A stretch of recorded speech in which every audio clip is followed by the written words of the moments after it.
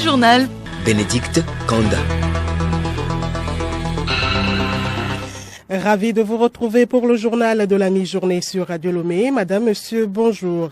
Le sommaire, aujourd'hui 12 décembre, le monde observe la journée internationale de la couverture sanitaire universelle. Le Togo sur la bonne voie. Toutes les couches sociales seront prises en charge dans 3 semaines. L'édition 2023 de la Foire internationale de Lomé s'est achevée dimanche avec un record absolu de visiteurs. Depuis hier donc, c'est le déménagement des exposants. Reportage à suivre.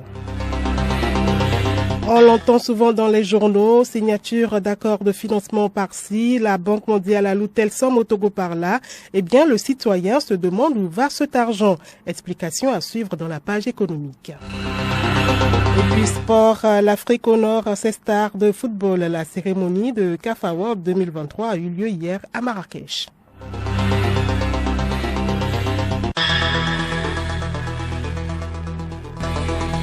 Radiolomé.tg. Bienvenue à tous. Chaque année, le 12 décembre est observée la journée de la couverture sanitaire universelle en appelant les dirigeants du monde et l'ensemble de la société à accélérer les investissements en faveur de la santé pour tous. Un monde où chacun peut accéder aux soins de santé de qualité dont il a besoin quand il en a besoin sans éprouver de difficultés financières. Et justement au Togo, l'assurance maladie universelle sera opérationnelle dès le 1er janvier. Elle garantit l'accès à des soins de santé de qualité à tous sans se préoccuper de leur situation financière.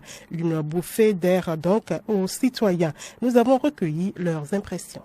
La disposition qu'ils ont prise, c'est une bonne chose. S'ils peuvent mieux faire plus que ça, ça peut arranger encore la population.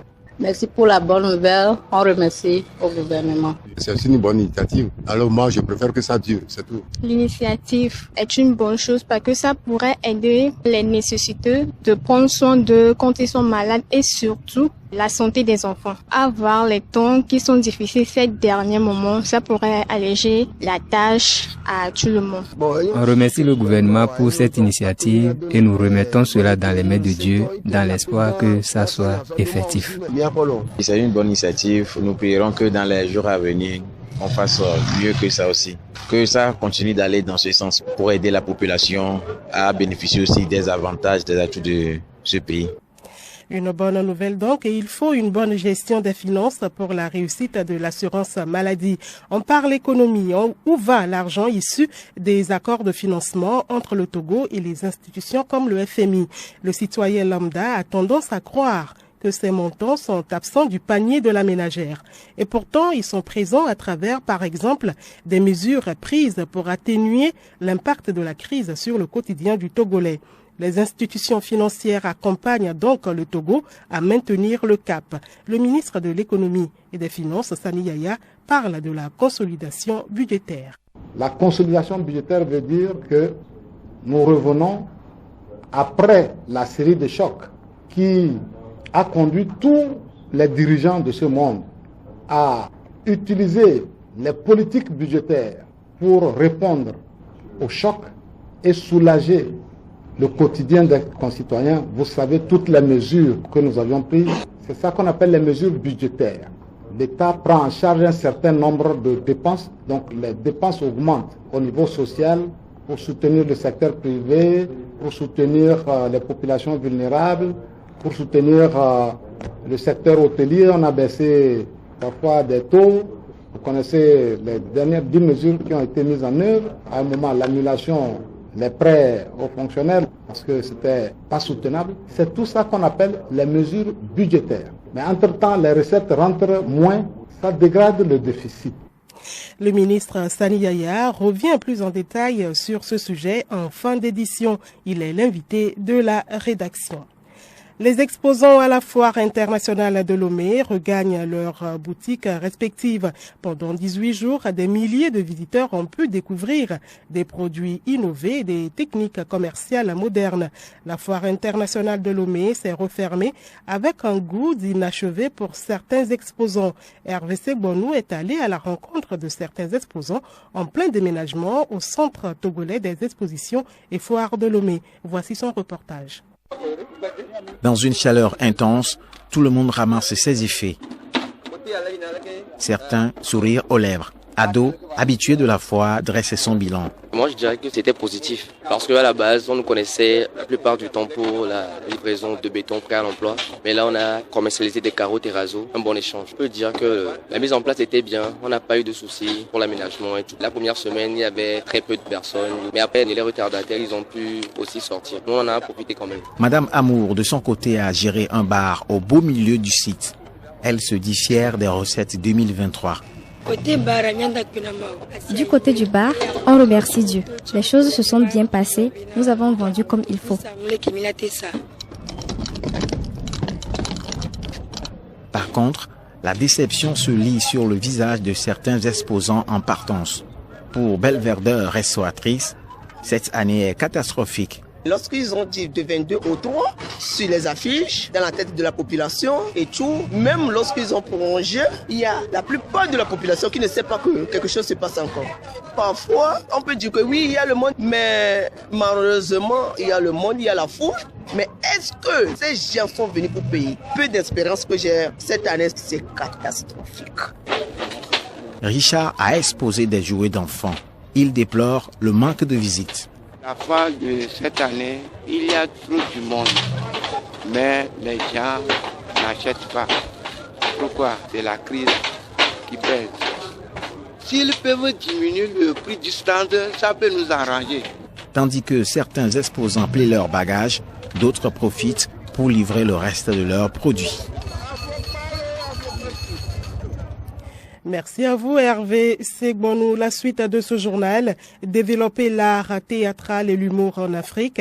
Les directeurs généraux des centres, agences et offices du cinéma de l'espace UOMOA sont en formation sur les techniques de financement, de production et de diffusion des œuvres cinématographiques. Ils sont réunis depuis hier à Lomé. Geneviève Pognon. Autour des tables, les participants venus des 8 pays de l'UEMOA et de la RD Congo suivent avec attention les différents modules. Il s'agit de rehausser le niveau de ces acteurs en matière de bonnes pratiques cinématographiques. Et Sohanam Koutom, directeur du Centre national de cinéma et de l'image animée, attend beaucoup de cette rencontre. Nos attentes, c'est que nous puissions élaborer à travers ces ateliers un modèle de cinéma pour le Togo. Et donc nous avons voulu échanger avec nos collègues de la sous-région pour avoir quel est le meilleur modèle qu'il faut pour le cinéma togolais. Donc à l'issue, nous pensons arriver à des objectifs de trouver quelles sont les meilleures pratiques dans la sous-région. Nous avons besoin de la contribution de mes collègues. Nous, notre centre est assez jeune par rapport à leur centre.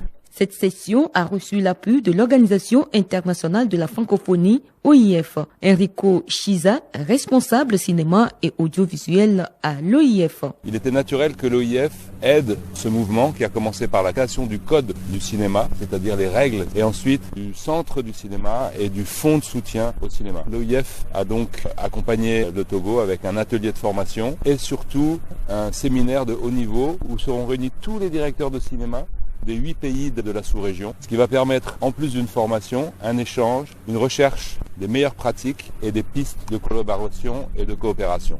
Pour le ministre Kossi Gbignou Lamadoukou de la culture et du tourisme, ces genres de formations permettront de redorer l'image du cinéma africain. La recherche de performance dans le développement managérial s'avère être un enjeu crucial pour nos États déterminés à faire du 7e art l'un des leviers du développement socio-économique durable. Repenser le management dans la gestion des ressources humaines paraît être une piste non négligeable de champ d'action applicable dans l'amélioration de ce secteur d'activité. Il faut alors nous inspirer des bonnes pratiques qui ont fait leur preuve sous d'autres cieux en vue de les adapter à nos réalités. Cette session de formation prend fin ce mardi.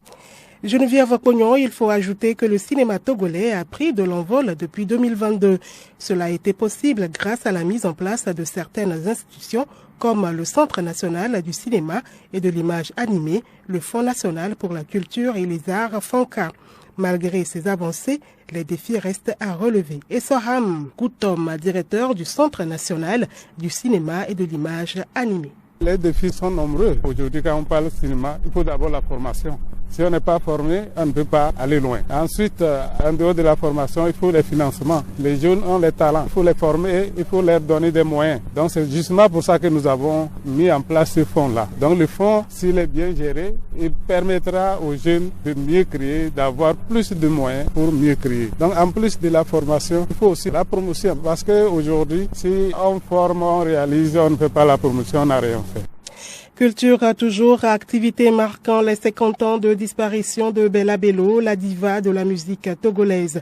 Une conférence de presse tenue hier à Lomé a permis d'échanger sur le menu de cet anniversaire. L'État s'implique entièrement dans l'organisation, a expliqué le ministre Gbegnon Lamadoko en charge de la culture. Au niveau du gouvernement, sur les orientations avisées du chef de l'État, nous avons compris qu'à 50 ans cette année, les œuvres de notre diva tomberait dans le domaine public.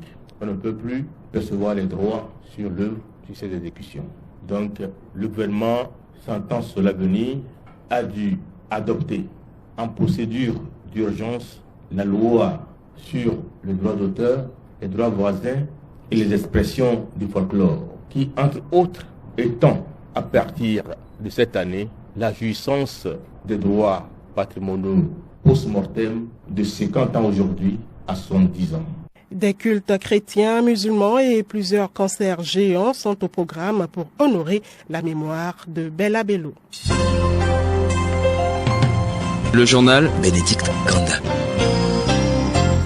Également dans l'actualité, le changement climatique et ses conséquences au Zimbabwe. Au moins 100 éléphants sont morts par manque d'eau dans le plus grand parc national du pays, selon le Fonds international pour la protection des animaux. Selon ce fonds, les décès d'animaux doivent être vus comme le symptôme des problèmes complexes et profonds qui menacent la conservation des ressources naturelles de la région, aggravée par le changement climatique. Et d'ailleurs, l'Afrique du Sud est touchée par une vague de chaleur inédite. À Johannesburg, les habitants se disent épuisés par cette chaleur extrême qui les empêche de vaquer à leurs occupations quotidiennes. Depuis des années, des scientifiques et les militants mettent en garde contre les conséquences de l'augmentation des niveaux de gaz à effet de serre libérés dans l'atmosphère. Ces avertissements sont de nouveau adressés à la COP28 qui s'achève ce mardi à Dubaï. Sport, la Confédération africaine de football a organisé hier au Maroc la cérémonie de remise de trophées aux meilleurs acteurs de l'année 2023. Les détails avec Milek Agbokou. Victor Osimhen, l'attaquant de Naples, a décroché hier le titre de joueur de l'année 2023 et succède au Sénégalais Sadio Mané. Le Nigérian, meilleur buteur du championnat d'Italie, a devancé le Marocain Achraf Salah. Chez les femmes, la Nigériane Assissat Oshoala a été sacrée joueuse de l'année. Le Marocain Walid Regragui est entraîneur de l'année. Le jeune joueur de l'année est Lamine Camara, le Sénégalais du Met. La jeune joueuse vient du Maroc, Nesrine El Chad de Lille. L'équipe nationale de l'année homme vient du Maroc également. Celle de femmes est du Nigeria. Le club de l'année émane de l'Égypte, Al Ali.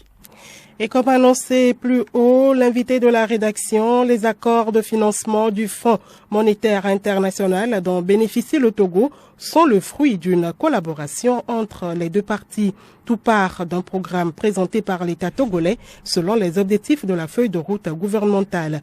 Le ministre de l'économie et des finances, invité de la rédaction, donne des précisions sur les différents aspects de ce programme. Sani Yaya est au micro de Léontine Atogima. Monsieur le ministre, dites-nous comment est élaboré le programme qui facilite l'accord de financement des institutions financières, notamment le Fonds mondial international. Vous savez, le programme est le fruit d'une collaboration entre les autorités d'un pays, de façon générale, et le FMI. C'est le pays qui exprime la demande pour conclure un programme. Et quand on dit programme, c'est quoi? C'est en fait un certain nombre de politiques publiques qu'on va mettre en œuvre dans différents secteurs avec des objectifs clairs, précis, mesurables et des réformes aussi qu'on propose. Donc quand vous faites votre requête, puisque nous avons une feuille de route avec ces différents axes. Donc ce que nous faisons, nous exprimons la requête, mais appuyée sur les politiques publiques que le gouvernement entend mettre en œuvre pour l'atteinte d'un certain nombre d'objectifs, notamment par exemple la croissance, l'inclusion sociale, financière, comment maîtriser la trajectoire du déficit budgétaire. Donc plus le déficit est élevé, plus la dette augmente. Parce que le déficit, c'est l'excédent des dépenses qui n'ont pas pu être financées par vos ressources propres. Et c'est financé par la dette. C'est pour cela qu'on parle de consolidation budgétaire. Alors que devrons-nous comprendre par consolidation budgétaire, Monsieur le ministre? La consolidation budgétaire veut dire que nous revenons après la série de chocs qui a conduit tous les dirigeants de ce monde à utiliser les politiques budgétaires pour répondre aux chocs et soulager le quotidien des concitoyens. Vous savez, toutes les mesures que nous avions prises, c'est ça qu'on appelle les mesures budgétaires. L'État prend en charge un certain nombre de dépenses, donc les dépenses augmentent au niveau social pour soutenir le secteur privé, pour soutenir les populations vulnérables, pour soutenir le secteur hôtelier. On a baissé parfois des taux. Vous connaissez les dernières 10 mesures qui ont été mises en œuvre. À un moment, l'annulation, les prêts aux fonctionnaires, parce que c'était pas soutenable. C'est tout ça qu'on appelle les mesures budgétaires. Mais entre-temps, les recettes rentrent moins, ça dégrade le déficit. Si vous avez prévu faire 4% du PIB, peut-être avec ces mesures, vous arrivez à 6%. Et donc, les 6% du PIB, ça représente un montant donné et c'est la dette. Vous financez ça par les emprunts. Merci, Monsieur le ministre de l'Économie et des Finances. Merci. Et puis l'information insolite du journal pour terminer. Peut-on être chauve et fréquenter assidûment un salon de coiffure? Eh bien non, selon la police de Gênes en Italie. Celle-ci a mis en place un dispositif de surveillance après avoir repéré un va-et-vient suspect chez un coiffeur qui recevait des clients qui n'avaient à l'évidence pas besoin de ses services. En réalité, le patron menait une double vie. Il est coiffeur et gérant d'un trafic de drogue. Des perquisitions ont été menées au domicile et dans la boutique de ce coiffeur de 55 ans. Au milieu des shampoings et des sèches-cheveux, les policiers ont mis la main sur de la cocaïne, du hashish et des balances de précision. Le quinquagénaire a été interpellé. Ces vrais clients devront donc se trouver un autre coiffeur.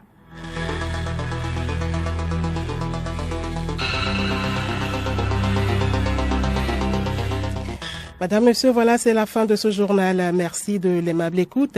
À retenir dans l'actualité, aujourd'hui, 12 décembre, le monde observe la journée internationale de la couverture sanitaire universelle. Le Togo sur la bonne voie. Toutes les couches sociales seront prises en charge dans 3 semaines. Passez un bon moment de détente à l'écoute de nos programmes.